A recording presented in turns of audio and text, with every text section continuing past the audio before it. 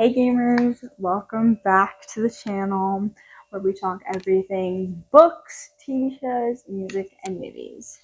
Today we are back at it again with our series on the Marvel Cinematic Universe movies.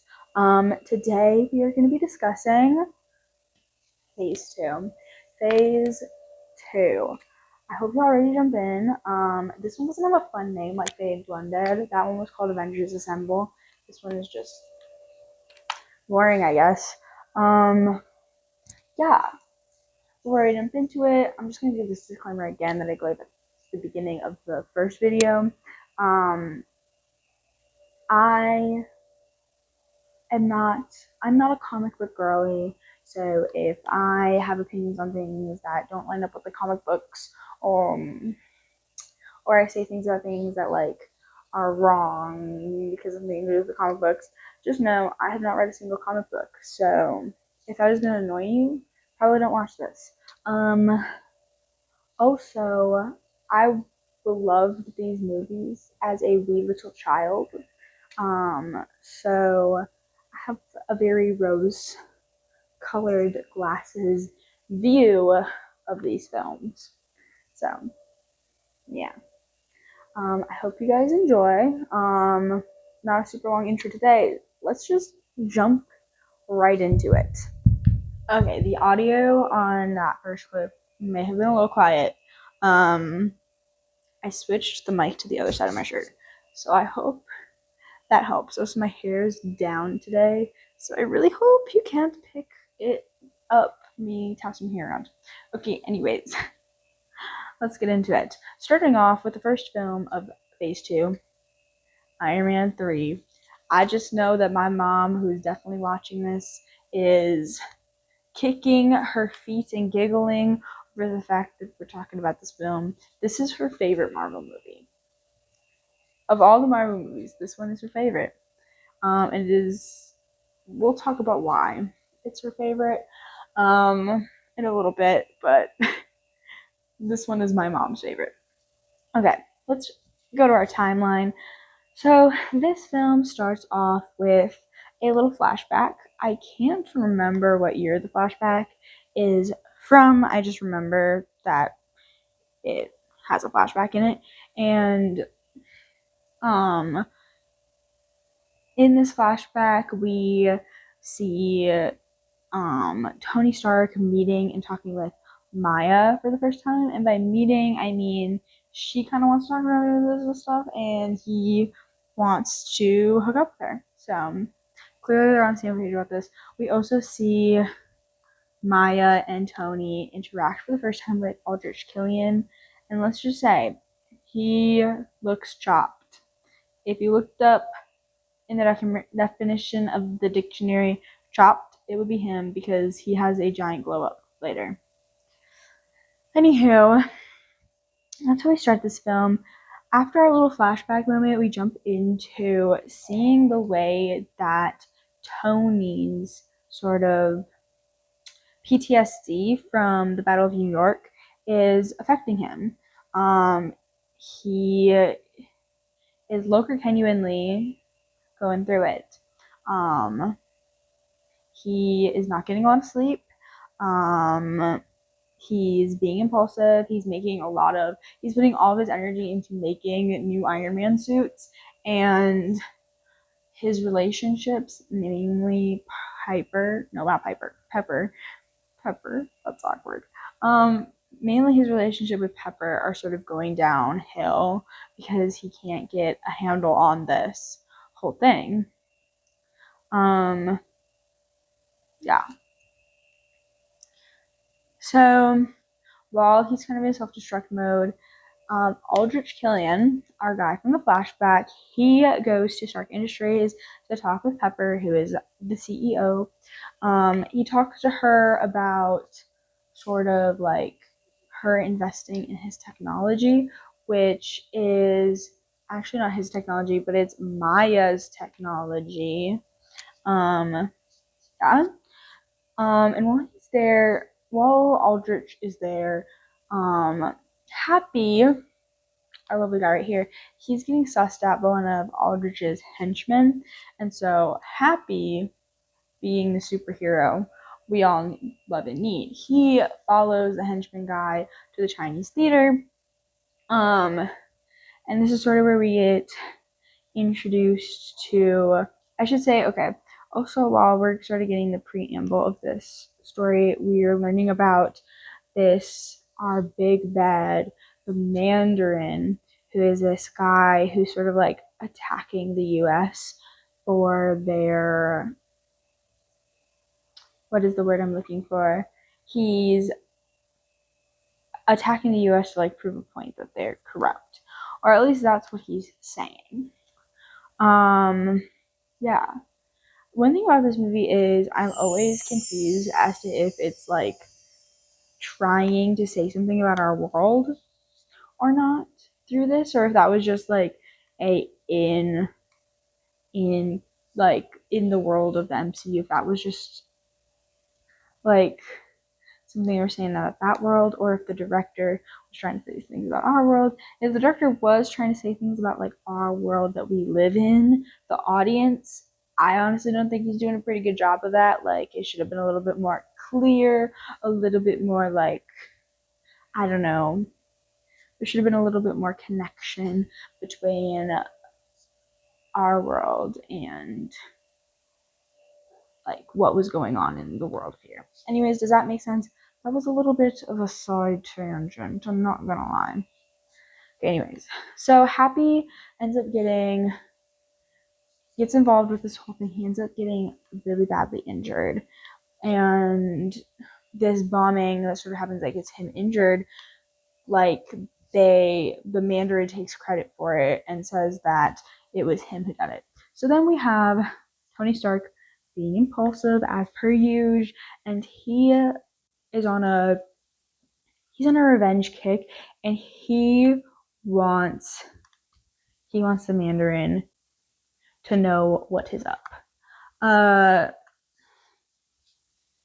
He wants to take the Mandarin down, and so he does something dumb, and he doxes himself on to a bunch of reporters. And so obviously the Mandarin sends a missile to his house, and at the same time this is happening, Maya comes and finds him and tries to talk to him, but they're getting bombed, and him, Pepper, and Maya almost die, but Pepper and Maya are fine. They kind of escape off, and then Tony goes on a little side quest to some town. I forget what state it's in. But on his side quest, when he's half injured and half dead, he ends up meeting Harley, this little guy, and he lives in the town where the first like bombing happened, except it wasn't a Mandarin attack. It was a guy committing suicide. And from there, he sort of has this like moment with Harley, and he learns a little bit more about the Mandarin. He is sort of starting to put the pieces together of like what is happening, where are these bombs coming from, and he's trying to put together this is kind of a cover up. Then Homeslice goes and tracks down the Mandarin. There he finds out that the Mandarin, or at least who he thinks is the Mandarin, is actually a guy named Trevor Slattery. Slattery? I don't know why I can't say that. Slattery. I don't think that's right. My Midwest tongue can't handle that word. Pause for a moment on this guy right here. The reason that my mom loves this film is because of him. She loves Trevor. A couple years ago, for a birthday or Christmas present, I got her a shirt that says I Heart Trevor, because she loves Trevor so much. Even her Spotify username is I Heart Trevor. So my mom loves this movie, not because of anything else that happens in this movie, no, but because of Trevor in this movie. This is what I get for making my mom watch all of the all of the Marvel movies with me multiple times. Okay, moving on, we have, so after Tony Stark sort of like, I should back up, get out of here. So Tony Stark basically, when he meets Trevor, he finds out that he's just an actor and that the Mandarin is actually just like this front for to like sort of cover up these bombings that are happening, because Aldrich Killian is sort of coming up with like his own like super soldier thing, because it always leads back to super soldier. That started with Maya's technology way back when, that was sort of like supposed to be to like help people grow back limbs, from my understanding, or help like come back from injuries that they had, and become like stronger and better. But Aldrich, when he got involved, it sort of became about like the weaponization aspect of it. Um, and so that's what's happening here. And Aldrich is now trying to get control over the US, apparently. Um, Low key, Aldrich's motives aren't really like they don't fully make sense. Like, he wants to like have his own company thing, but like that doesn't like fully pan out with the rest of the story, if that makes sense. I don't know where this is going, but basically, I don't really think that his motivations for doing what he does make sense, because clearly it's not to come at like to call the it's clearly not to like terrorize the US, because that's just a front for the bombings. But it's also like he wants to have control over the US, because that's why he kidnaps. Eventually, he tries to kidnap the president. Or he doesn't try, he succeeds at kidnapping the president. Like, does he want full control over the US, or does he just want to like take Tony Stark out of the picture? There's also some like weird relationship he has with Pepper that just like is kind of creepy. So, anyways, he kidnaps the president. Tony tries to stop him but fails. Also, War Machine is in this. Rhodey's in this, which I think that's a good addition. I'm not gonna lie. Okay, and our final battle happens at the shipyard, and it features Tony with a bunch of his suits and stuff like that. And then Pepper, she falls. She falls. Tony can't save her, but she's got the extremis, which is what this like thing is called, in her. So she survives. She takes out Aldrich Killian right before he's about to kill Tony, and ta-da. And this movie ends with Tony destroying all of his suits and saying he is, and getting like getting his heart, the metal taken out of his chest and all that. So yeah, that is how this film ends. My critiques with this film is, number one, I don't really like Aldrich Killian as a villain. I don't think his motives are really fleshed out. He has a lot. It seems like he has a lot of motives that like don't really that like they just were like, oh, let's just pick some motives and tell the audience. They don't really dive into like the actual motives behind him as a character, and they also, unfortunately, this film, I think Tony's growth in this film is super duper huge, and it does set up the rest of the films really well. It's just really unfortunate that it happens right after Avengers. It like goes right into Avengers Ultron, where he's right back at it um with the suits, which I think like it does make sense for him to go from this film wanting to put Iron Man behind to Ultron, where he wants to sort of like to Ultron, where he's kind of trying to eliminate the need for a superhero or the need for an Iron Man. Anyways, like it is, I do think it's a good progression, but it's also kind of like emotional whiplash. For the last time you see the guy, he's destroying all his suits. So the next time you see him, he is in a suit. Yeah, but I do think that this film does set up his motivation for the next Avengers films really well. For Avengers Age of Ultron, Civil War, not Homecoming, because we'll get into this, but he definitely should not have been in Homecoming. Yeah. Let's move on to my review. I rated this film 4 stars, and I said, I've seen this film close to 20 times, but this is the first time I've noticed Jensen at the beginning, which is true. He like shows up in the beginning and says hi to him a little bit. I don't know if that's just Disney Plus. Part of me kind of thinks that it's just the Disney Plus version that does that. But also part of me is kind of like, have I just been not knowing anything this for years? Anyways, let's move on to the next film. All right, on to film number 2 in phase 2. We have Thor Dark World. All right. So Thor Dark World starts with it starts with some preamble that I didn't feel like giving an entire like little picture. Us just learning about the Dark Elves lore.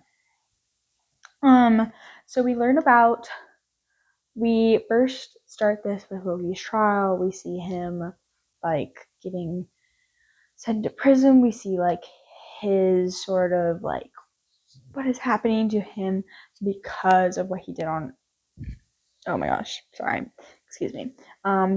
Because of what he did on Earth during Avengers, see the like consequences for his actions. And so he is being imprisoned on Asgard, and then we see Thor sort of like going around the Nine Realms cleaning stuff up, which I personally don't think that it makes any sense that Thor would have to go around the Nine Realms to clean up Loki's actions, because Loki, see what I did there?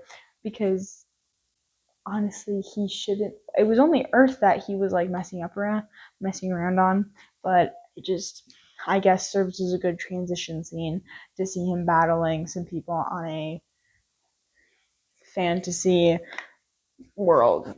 I don't know.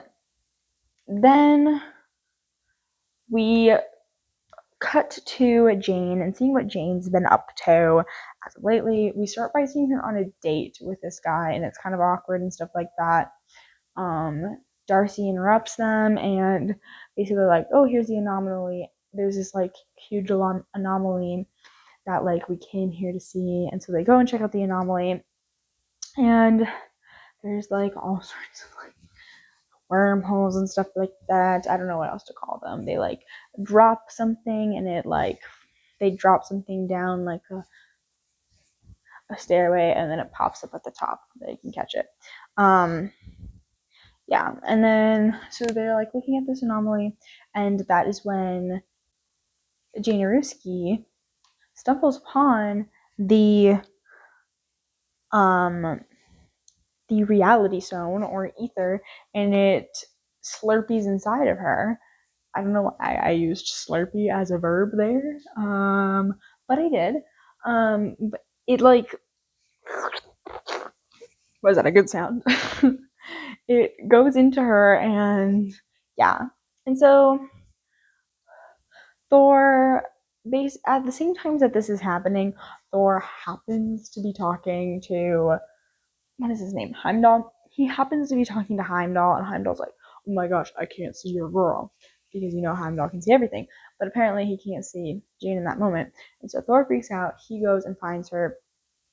And they have this little mate cute. And that's when like the police sort of like come after her kind of, and like her body just like shoots them away. The ether, the red slurpee inside of her just shoots them away. And so then he takes her to Asgard to like get it checked out, but her Odin, dad of the year, I don't know why we listen to a single word this man says. He's like, no, she needs to go back to where she's from. She's not an Asgardian. That was a terrible British accent. And so he tries to get her forcibly removed, and then bam, red slurpee at you. Red slurpee at you. And so obviously they're like, well, we have to figure out a different way to get out of her. Okay, so while Jane's there, the red slurpee must have reawoken the dark elves, whose lore I don't really get, even though they have a little preamble beforehand. Yeah. So dark elves attack, and in the process of this attack, Frigga, Thor and Loki's mom, Odin's wife, gets kaput. And this is where Odin gets like really angry about this. And so he decides they're not going to do anything about the Dark Elves. They're going to wait for the Dark Elves to come to them. And Thor's like, no, that's a stupid idea. Like, obviously, they almost took us out. And that was just like the weak sauce try. And so Thor's like, oh, I need to not touch the mic. Thor's like, we need to like be on offense. We need to go get them. And so then Thor decides that if his dad is saying no, he's going to commit treason. You know, relate. When my dad says no to something, I immediately want to do it. So his dad says no. He's like, I'm actually going to go and get my imprisoned brother to join me and help me. So he goes and he gets his broski Loki to help him, sort of this like uneasy alliance. So Loki, Thor, and Jane, they all start to skedaddle to the Dark Elf world. When they're there though, they sort of like put on this like show to defeat the Dark Elves, but in the process, Loki ends up dying. So sad. But the ether is out of Jane, and that is all that matters. Actually, JK, that's not all that matters because they still are gonna attack Greenwich. And so Thor and Gangs has to go save Greenwich from the Dark Elves with Eric Selvig, who has been going crazy ever since he got Jeremiah fissured in the eye. Yeah. So, hello, Raul. And this film ends with the little us seeing that Loki is now on the throne. He somehow took out Odin. And now he's on the throne. This film, how across the board has been widely known as like, I think in a pre-Endgame world, this film was regarded as the worst, which makes sense because I feel like this film, it's trying to go for a certain aesthetic and it's not like succeeding in that aesthetic. And because of that, it falls flat. Because this, like, the world of Thor is this like fantasy, like Norse mythology world, but we're pairing that with like this like science-y superhero stuff, and that doesn't really balance out, if that makes sense. Like, we have these moments where, like in the beginning, when they're talking about Loki, how Thor has to go clean up his mess, and he's just on he's in one of the random rounds, and it's just this random like fantasy setting. Like, why did we need to go there? And I think like the problem with Thor, because the Thor movies have kind of always been all over the place, is that we've never committed to who Thor is. Like, in this, he's just kind of like there. He's like very generic in this film. He's not very great. And he's kind of just there to be in love with Jane and want to save her and want to save the world. And I don't really like that. And the fact that like the fantasy setting sort of doesn't like hit the way that they wanted it to just doesn't make this film good. We also have these stupid like Marvel jokes infused into this film that is supposed to be about these dark elves taking over the world, and it's just like it doesn't make sense. It doesn't fit the vibes. It doesn't. In fact, my letterbox review was about that, so I rated it 2.5 stars, and I said, everyone be seeing the stupidest stuff in this movie. Stop quipping. Your film was called The Dark World. Literally. Like, tell me why So Loki's mom dies. The person he was closest to in the world dies. We see him then. Thor comes upon him and he's like a total mess. Everything in his little cell is broken apart. He looks rough. And then cut to a scene later and he's messing around with Thor. Like, a man who just lost his mother is not acting like that. Like, I think what would have made this better is if they committed a little bit better to the fantasy vibes and they just executed that a bit better. If they had done that, I think this film would have been better. And I also think, like, if they had gone a little bit more into fantasy instead of superhero, and I think if they let it be a darker toned film, that also would have been better for this film.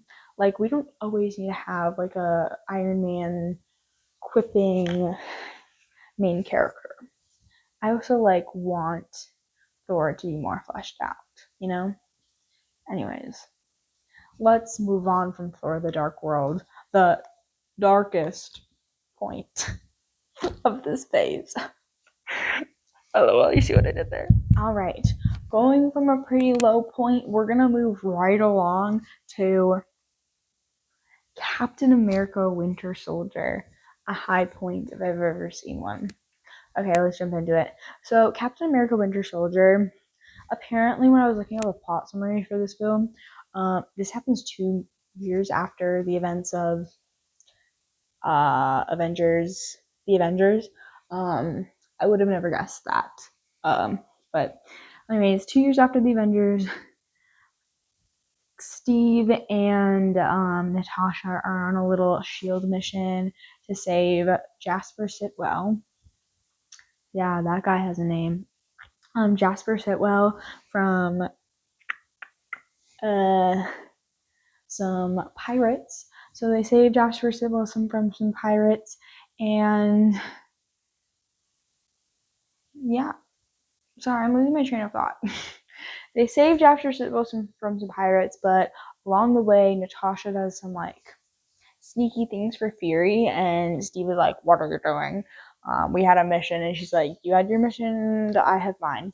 Anyways, we're already starting Steve's distrust in this whole shield thing right off the bat. Okay. Then, so after this mission, we sort of like get introduced to what Shield's been doing recently. And their big thing they've been doing is they're working on these helicarriers that are supposed to be able to take out threats from the sky.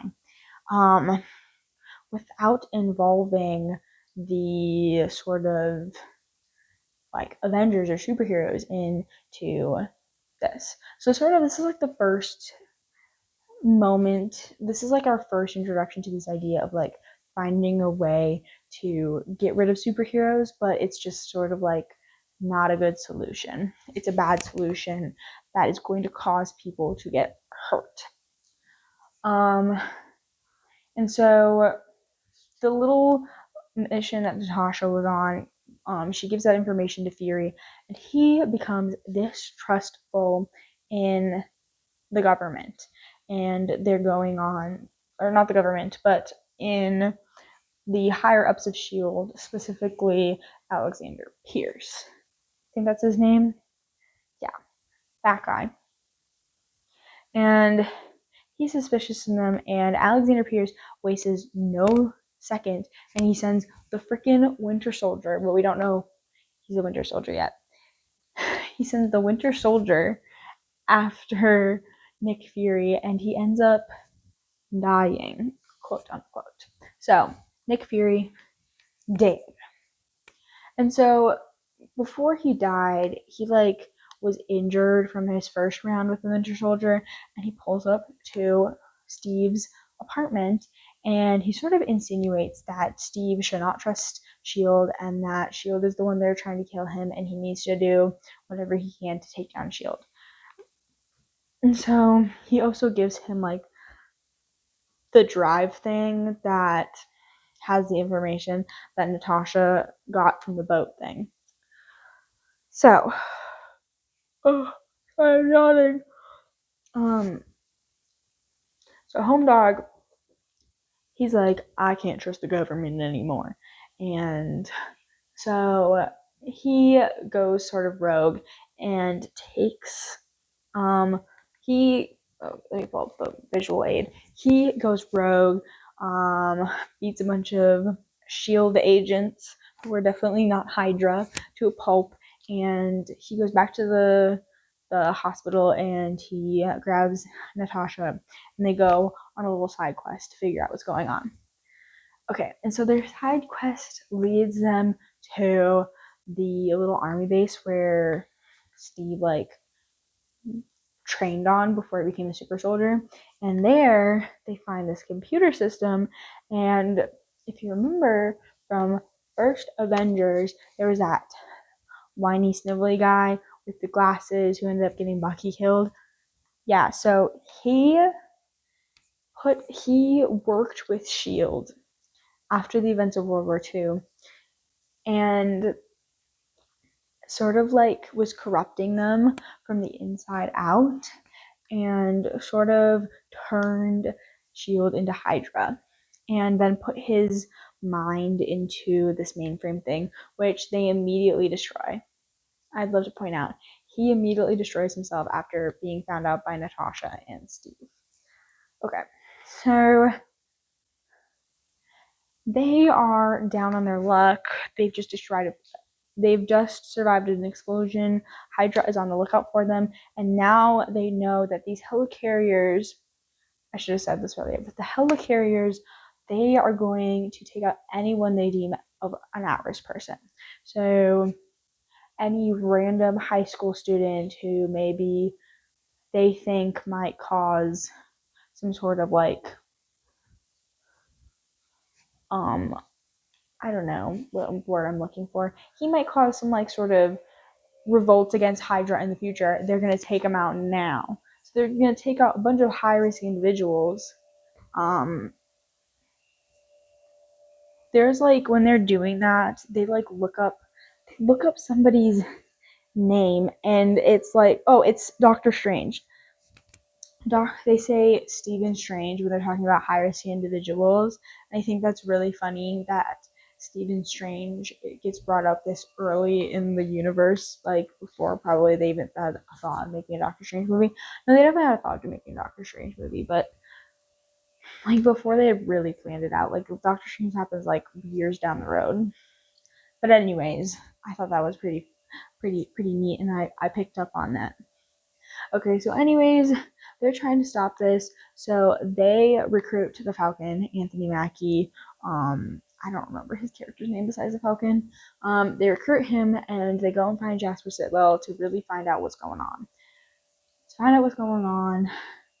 And such. So they get some information from Sitwell, but then they get got by the Winter Soldier, and they're fighting the Winter Soldier, and that's when they find out that the Winter Soldier, Home Slice, is Bucky, Steve's old friend, that Zola here got killed. So, yeah, Steve's a little shattered. They escape this fight. Well, actually, they get caught, but then Nick Fury gets them out. I don't know if you can see that, but it's one of the Russo brothers who's in the film. That was kind of funny that they just like existed in this. They just pop up. Okay. So Nick Fury like comes and rescues them, and they're like, okay, we gotta take them down. These helicarriers are launching in a couple of hours. So they go, they take them down. They like get ready. There's a scene between Falcon and Steve where he's talking about like, does he think that he's gonna be able to like, do you think he's gonna be able to fight Bucky Barnes? And he's like, I don't know, maybe. And then we get to our fight, our final scene. So Captain America taken down. He does a little speech to the SHIELD people to be like, hey, y'all are actually working for Hydra, believe it or not. And they're like, what? Hydra is everything that we're supposed to be going against. So they rise up. A lot of people rise up. Natasha, she pretends to be an old lady on the little committee. She pretends to be an old lady on the little committee, and gets Jasper Sitwell, not Jasper Sitwell, gets Alexander Pierce, and they're going to release all of the data into the public. Why? I'm not entirely sure, but they are. So they're coming after Alexander Pierce, and Nick Fury arrives there. And then Steve is taking down, he's got this little hacking thing, and he's taking down the helicarriers. But on the last one he needs to hack into, obviously Bucky's got to show up. They fight. Steve's able to do it. They have this like heart-to-heart moment. Bucky breaks the brainwashing for him and pulls him out of the water in the end. Oh, so good. This is definitely one of the best Marvel films, I will have to say. It's a really good, like, action drama with, like, spy intrigue involved. I think it's super duper good. I love this idea of, like, I love the interactions between Natasha and Steve, because Steve is like this very honest and trustworthy guy, and then you got Natasha, the Queen of Secrets. You got her. That duo is amazing.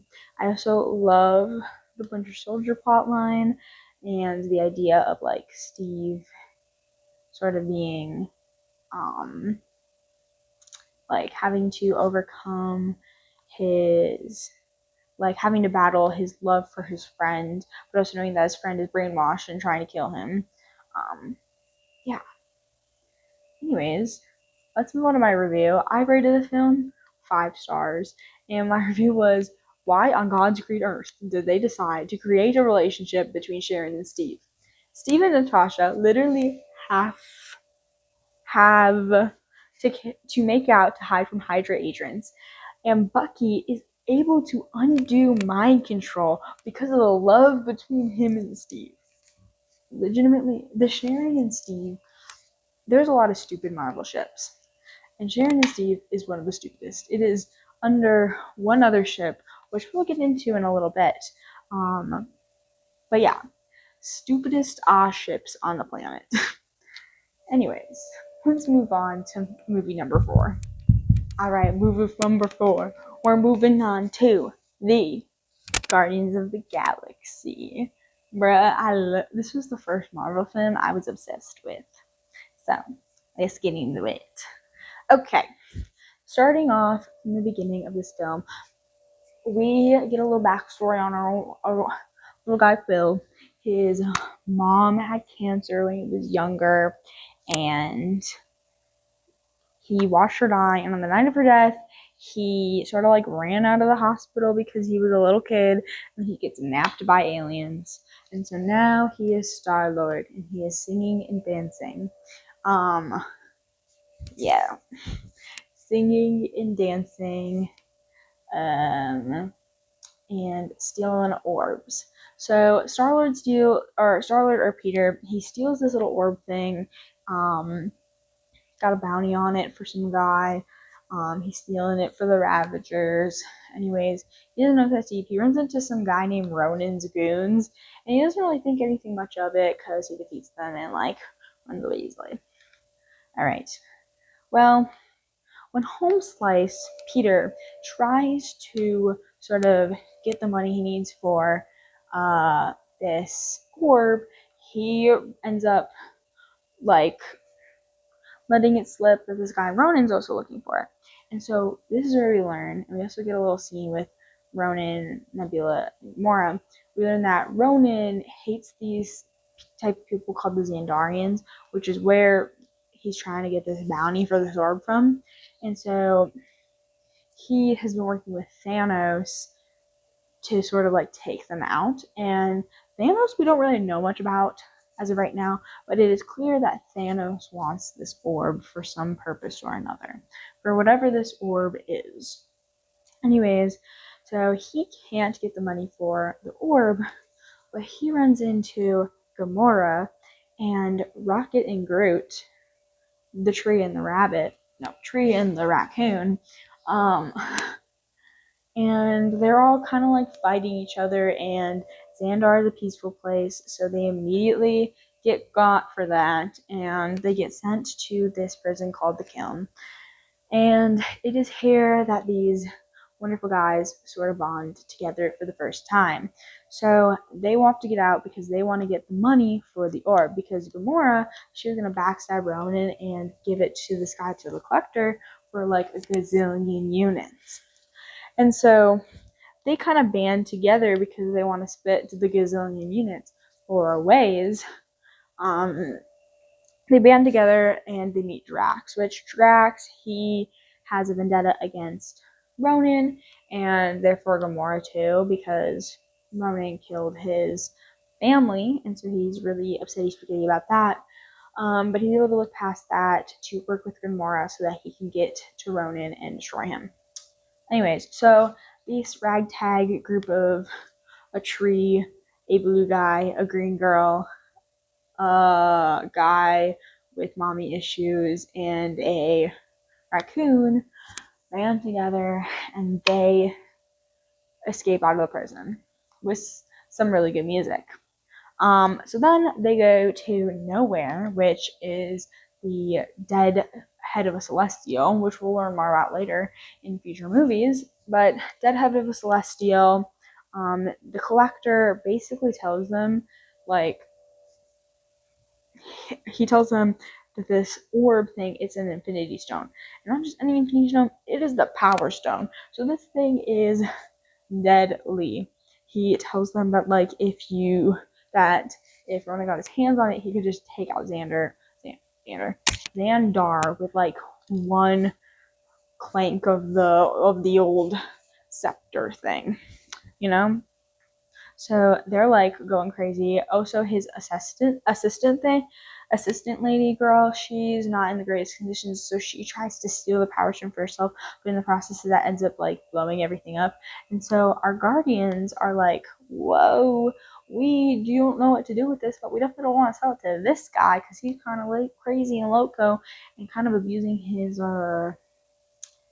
staff. So they're like confused as to what they should do with the old Power Stone.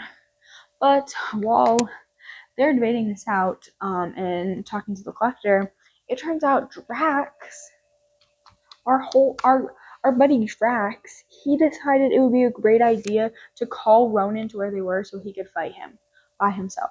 Well, clearly that was not a good idea because now Ronan knows where they are and knows where the Power Stone is. So they fight him. He ends up getting his hands on the Power Stone. Gamora and Quill almost end up dying before the Ravagers and Yondu rescue them. And so the Ravagers and Yondu, they're like, we just want the stone so we just want the orb so we can sell it to get a bunch of money. And they agree to help stop what's his face, Ronan, in order if they get the stone. And so Quill's like, yes. And that's when we get this really good scene of the Guardians all rallying together for the first time.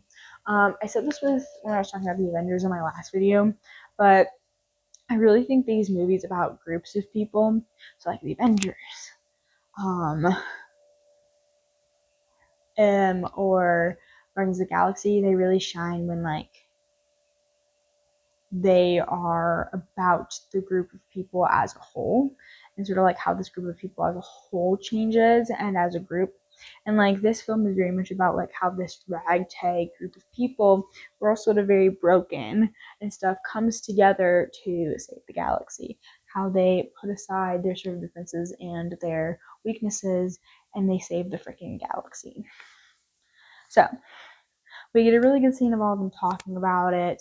I always enjoy Peter and Rocket's like getting on each other's nerves. It always makes me chuckle. Okay. Anyways, moving on, we have the final battle, and unfortunately, when they're trying to storm the ship thingy, the Dark Aster, trying to storm that, they end up failing and losing Groot, and he's got the orb. What's his face? Ronan is now on the planet, and this is when we get the final ploy for them to save the world. And it is when Star-Lord decides he's gonna dance off with Ronan, but he doesn't actually dance, but it was just a distraction. And so they shoot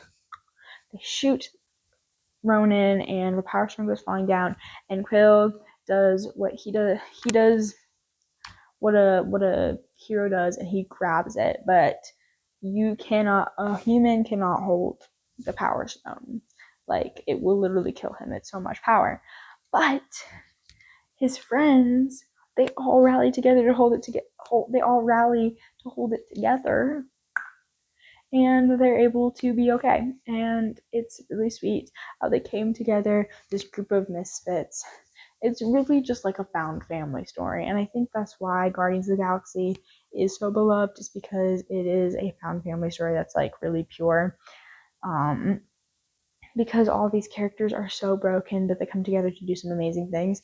I think even more pure than the Avengers, you know, because these guys are really aren't that powerful. Like, there's some powerful Avengers. They got a literal god on their team and a witch. These guys are literally, they are a tree, a green girl, a blue guy, a raccoon, and a guy with daddy issues. That's not a lot to sort of like go off of. So anyways, let's jump into my review. My Letterboxd review is 5 stars, and I was obsessed with this movie when I was like 10. So my parents thought I had a huge crush on Chris Pratt, but in reality, I just really liked the raccoon in the train. That's a true story. My parents were convinced I had a crush on Chris Pratt. I never did. I would like to go on the record and say I never did. I was 10 years old. I never had a crush. I just happened to, at that time, like a lot of Chris Pratt movies. Okay. Well, anyways, they thought it would be funny. And if you ask my parents this, they'll say that they were just trying to be nice with this gift, but I think they were trying to do it as a joke and like make fun of me. For like Christmas, they got me a little Star-Lord figurine, and I was not having it because they made me so embarrassed for liking this movie because they thought I had a crush on him. Anyways, that adds to the fact that this was like the first MCU movie I was like ever really like enamored with. Like, I really liked it, and it sort of was part of the reason why I got like into these movies as a whole. Yeah. All right, on to movie number 5, and we have Avengers Age of Ultron. All right, let's talk about this film. Before we get into it, I just want to say this is my least favorite Avengers film. And it has always been the film that one of my least favorite watches, just because I find it to be an annoying film. Not because it's necessarily bad, just because I find it to be annoying. So, with that said, let's get into it. All right. Starting off with how this story begins, we get a little fight-a-roo scheme with the Avengers. They're taking down this Hydra base in Sokovia.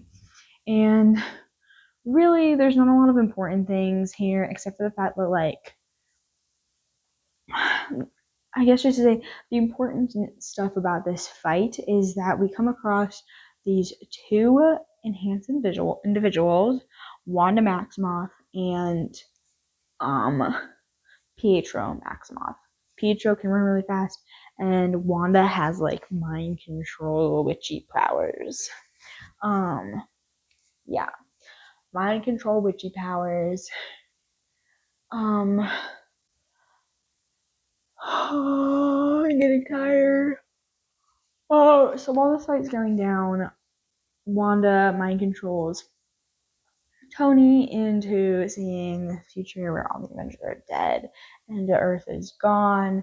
And basically, this causes him to panic and sort of like creates our inciting incident for this film, which is the making of Ultron.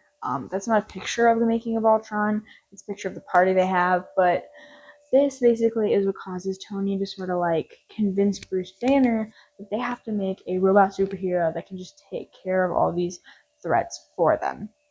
Which ironically enough, this is a little bit of spoilers that maybe it's better if we talk about later in the film, but I'm talking about it right now. Ironically, if the idea was to eliminate, like, so let's say none of this had, like, how should I say this? Tony's goal was to eliminate the Avengers with the creation of a AI robot superhero that could just take out threats. Well, they end up doing that, a good one, not just the evil bad one, Ultron. They end up doing that, but they don't eliminate the team. Actually, they still need the team. And I think part of Tony Stark's arc throughout the rest of these films is realizing, like, the team is necessary. The team is necessary in, like, saving the world, you know? Anyways, sorry gamers, I'm back. I had a matter to attend to. Anyways, it took me like 5 seconds to do it. So anyways, they create Ultron and it doesn't like immediately go well, but they go on to this little party thing and the party ends up getting crashed by Ultron and he's not really the superhero that he was intended to be. He's a little evil. So that's when so he kind of like escapes and they're like, okay, where is he going? So Ultron ends up like recruiting the twins, Wanda and Pietro, to like sort of join him to take down the Avengers because like they sort of like think that the Avengers are to blame for like sort of like their situation, which is fair enough because their parents died to start technology and like they just took down the only like their base basically where they were calling the place they called home. So they join forces and Ultron wants to build a better body. Just like Maisie Peters in her song Better Body. Actually, I don't know the words at all to that song. I don't think that was right. He wants to build a better body. But our lovely friends, the Avengers, they track him down and they run into a little kerfuffle. Um, Wanda gets to most of the Avengers and sort of like mind controls them, except for like Hawkeye and Tony. And that causes that causes Cap, Black Widow, and Thor to be out of commission. And while that is happening, the Hulk is running rampant around South Africa. And yeah, basically, it's not looking good for the Hulk or for the Avengers. They're not exactly in the great public eye. And so they escape to Hawkeye's farm. And I saw something that said that like this film sets up Hawkeye dying really well, and it does. This film does a really good job setting up for Hawkeye to die. But if you've seen this film, you know Hawkeye does not die at the end of this film. Like at the beginning, after the fight in the beginning, like he gets shot, and there's this whole like scene of him getting stitched back up. Then when he's talking to his wife at his farm, they kind of like allude to him not being as powerful as the rest of the Avengers and like her saying that he should just like come home and stuff like that. And so like they're alluding to the fact that Hawkeye sort of like is going to get axed off, but he doesn't. And I think that's part of the reason why I don't like this film is because like it doesn't really follow through on that. Another reason I don't like this film, and the number one reason actually, is the stupid Hulk and Black Widow relationship. Why does that have to exist at all? It's so dumb. I don't understand it. And there's this really, she basically, I don't know if this was intended, but there's this part in the movie where he's talking about how he's a monster because like how he's a monster and stuff like that. And she alludes to the fact that she is also a monster because, and like they're talking about how like they can't have kids, and she sort of like makes this like point where like she's a monster too because she can't have kids, which is kind of problematic, which I don't think that's intended, but it's kind of how the script sort of like makes it come across. And so it just adds to my dislike for these two. Any interaction between them is awkward and cringy, and I don't like it. I don't want it in my Avengers film. I don't ever want to see it again. And I'm really glad that it is only ever brought up once more or twice more. And one time it's like for a brief second in Thor Ragnarok, and then there's like the briefest awkward interaction between them in Infinity War, and then we never see it again. Thank goodness. But anyways, Cap and Tony, they get into an argument about like Tony having the medal, and it sets up. This film does a really good job of setting up a civil war because we already are seeing the tension between Captain America and Iron Man, like, and this idea of like Captain America being like, like we don't need to dismantle the team. Like, the team is working. We are saving people's lives more than would be saved if we weren't around. And Tony being like, no, there's got to be a better way. And it's a really interesting, like, I think it really parallels like their characters really well. It's just a really good conflict, I think, between the characters. We've got Iron Man. He's the inventor guy, so obviously he's gonna want he's gonna want to do something new and different. And Steve's the old-fashioned guy who's gonna be like, no, like this is the tried and true method of like superheroing. We're talking about superheroing now, not like baking or something. Um, that is gonna be like the better way. I just think that's funny. I was comparing it to that, but it makes sense these two would have that.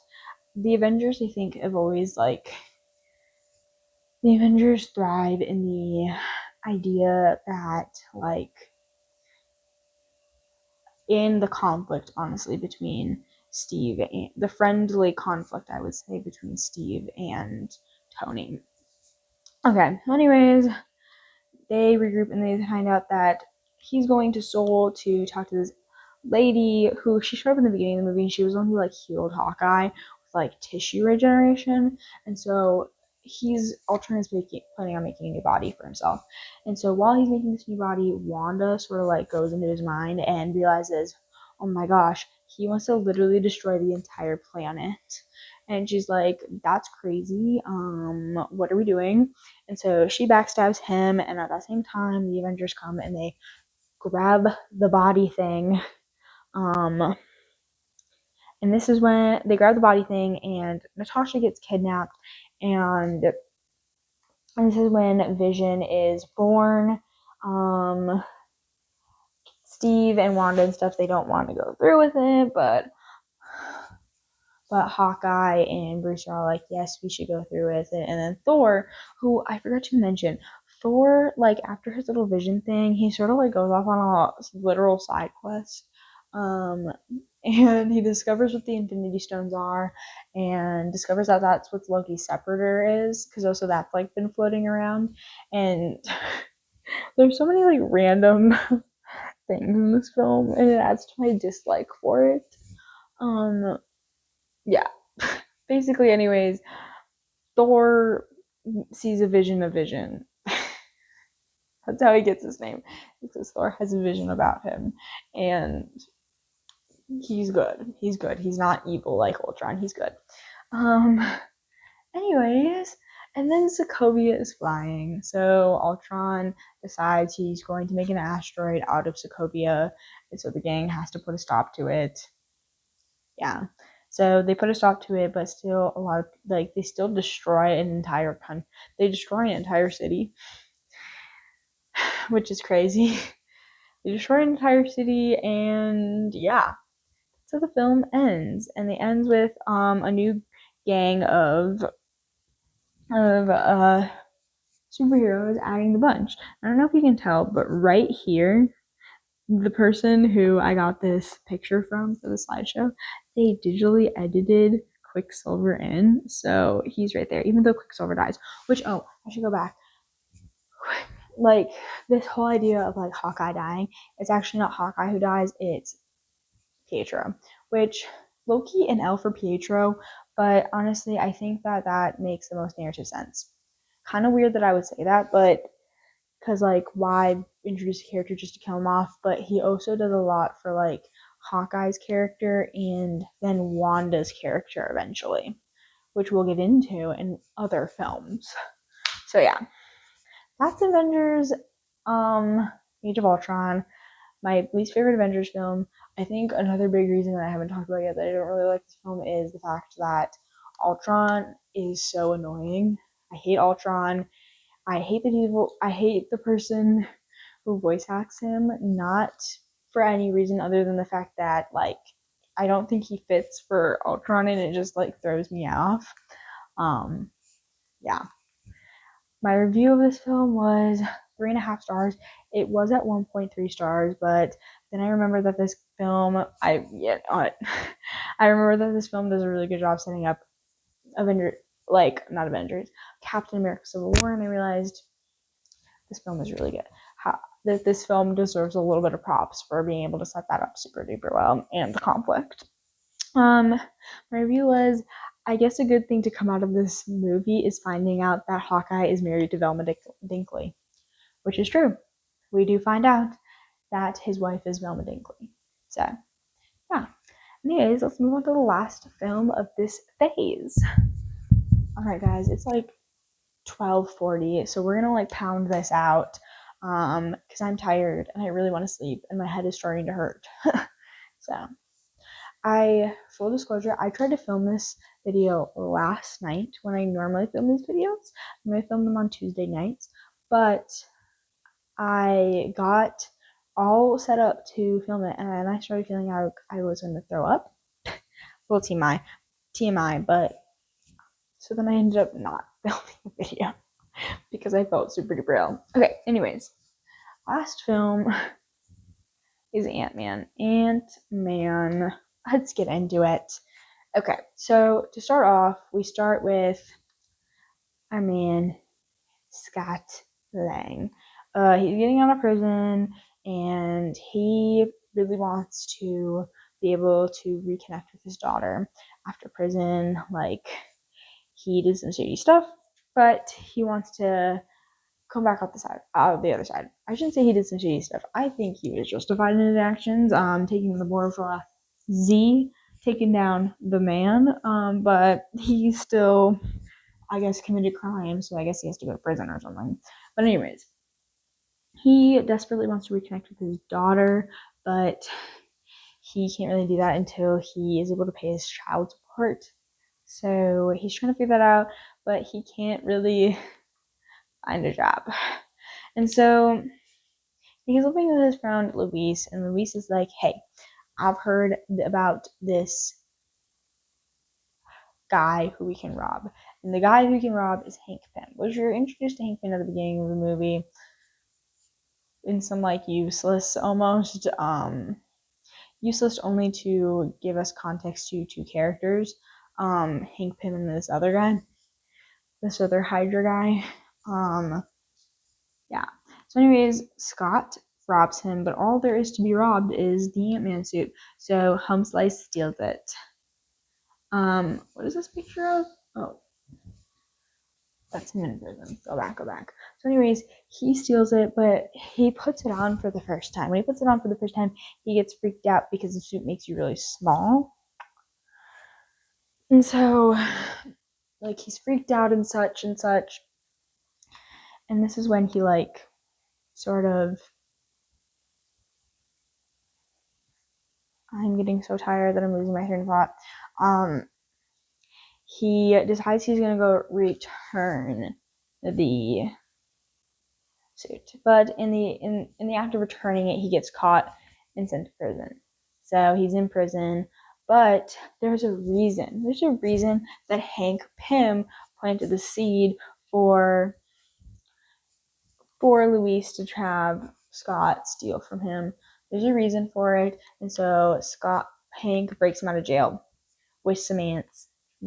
He breaks him out of jail. Then this part of the movie is low key the worst part of this movie. So this movie is a fine superhero film. It's got its flaws, and I think its main flaw is the relationship between Hank and his daughter Hope.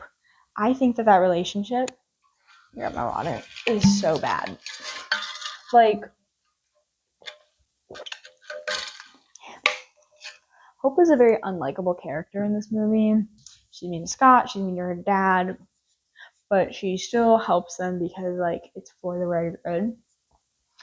And that, she just annoys me as a character in this film because through this, like, we have this, like, training sequence with Scott getting him ready because I should explain the conflict of this film. So basically, this guy named Darren Cross was Hank Pym's apprentice, but when Hank Pym wouldn't, like, give him the, like, secrets to the Ant-Man suit, he sort of, like, got angry, and then he voted Hank out of the company, and so now he's close to making like an Ant-Man type suit with the shrinking technology, and they really can't have that happen because he's gonna sell it to, like, dangerous people like Hydra, and so they need to steal the Hornets, or the Murder Hornet. I don't remember. They need to steal that suit before he can sell it to Hydra and such. And so they can turn him in to the authorities, I'm assuming. I don't know, kind of half-baked what their plan is. So they're training Scott to use the Ant-Man suit so he can perform the heist, because he's also the guy because he ended up in prison because of performing a heist. See, he's the guy. Anyway, during this portion of the film, we get these training montages, and after, like, 2 scenes of a training montage, we get Hope and Hank arguing. And oh my gosh. So I did theater in high school, and I was an assistant director. So I was never, like, a performer, but, like, I was always there for the rehearsals. And something I remember us talking about is, like, if there's, like, a really high emotion scene, you can't start from the highest place. Like, you can't start, like, yelling at the top of your lungs in the beginning of an argument scene, because, like, then there's nowhere to go up with your energy. And that is 100% the problem with Hope and Hank during this part. Is they start, before they even start training Scott, they start with this really high energy argument that sort of, like, leads to kind of a conclusion, but they keep having the same argument until Hank concedes. And they do this, like, 5 times over. That might be an exaggeration. It might not. I don't fully remember. But they do this, like, 5 times over, and it's so annoying because it's like I don't feel any sort of rising tension, because the tension is at its highest point the first time you do it, and then we do it 10 times over. It's just, it's just, like, I think it's bad writing. I'm gonna say it's bad writing and not bad acting, but it's bad writing, and I really wish it wasn't like that. Because it just slogs down this movie. And low-key, I don't like Hank or Hope as characters at all in this film. We'll have to talk about them in later films, in later Ant-Man films, but I just, like, I don't like them, you know? Okay. Anyways, Ant-Man training. So then they kind of have a practice run, but they also need to get some necessities for this heist, and so they have to get it from a old Stark storage thing. But the old Stark storage thing is, in fact, now the Avengers compound, and so that's when we have Ant-Man fighting Anthony Mackie, and it's really funny. Yeah. But anyways, this is kind of like the point where Ant-Man proves himself, and so, like, they're ready for this heist. So they, like, perform the heist almost to perfection, only the last minute for it to just go all terribly wrong. Yeah. So it goes all wrong. Darren finds them. Yada yada yada. Hank gets shot. whatever. Ant-Man then chases after him because he's trying to sell the Murder Hornet suit. I don't think that's what it's called, but he's trying to sort of sell that suit to some Hydra people, and obviously they don't want to do that because Hydra people are bad, and so he ends up like getting Darren Cross, and he goes into a bug zapper. But right after he goes into the bug zapper, before he can officially like take care of him, Ant-Man gets arrested, or Scott gets arrested, because technically he's still a fugitive. He's still a fugitive. He gets arrested, and while this is happening, Darren was not dead, and now he's been zapped by electrocution in the bug zapper. Now he's crazy, so he decides he's gonna go and get Cassie. He's gonna go get Cassie, and when he gets Cassie, that's when, like, he has to. There's this whole thing about like you can't go subatomic because then you're just like stuck there. Like you can't go smaller than like atoms basically, but he does that in order to save his daughter. He's able to come back, which then causes Hank and Hope to freak out because the reason that there was so much conflict between Hank and Hope is because Hope's mom died um, because she went subatomic trying to save the world. Yeah. Anyways, that's Ant-Man. This film's like not that good. I liked it when I was younger, and I think I liked it when I was younger because it was funny. It's not that great of a superhero movie. I think it's still a good superhero movie, but it just has like writing, like it's entertaining and it's fun for me to watch, but it has a lot of like writing flaws. Like Darren is half baked as heck. Like he's not a good villain. I'm really like over this like villain arc of like the inventor being the Avenger slighting someone and then that person like coming back with a vengeance to take them out. Like we've done this for almost every single Iron Man film. Like let's come up with something different. Um yeah, come up with something different. And also the whole like Hope and Hank relationship is just not written well. Yeah. Luckily, we get to see Hope more, and she becomes less annoying in Ant-Man and the Wasp. But anyways, moving on to my review. I rated it 3.5 stars, and I said reruns know that Darren Cross was annoying before MODOK. Low-key, in this moment, I'm thinking 3.5 stars is a bit generous. I'm gonna keep it as that though because I do enjoy this film. Like it always makes me laugh, and I wish it had leaned more into the aspects like um, of being like a heist film, leaned more into that aspect and more into like like the fun care, and we had a little bit more moments with like our fun characters like um Luis. Like I know sometimes I say like I know with like some Marvel films are like this should be darker, but I think this is one of those films where like it doesn't have to be as dark. You know, like we could have lightened it up a little bit more and had a little bit more fun with it. Okay, so that's it for phase one. For phase two, like that's all the movies in phase two. Um, so like I said in the phase one video, I want to see where the phases rank up for me by doing a little average of our ratings, to see which one I like the best.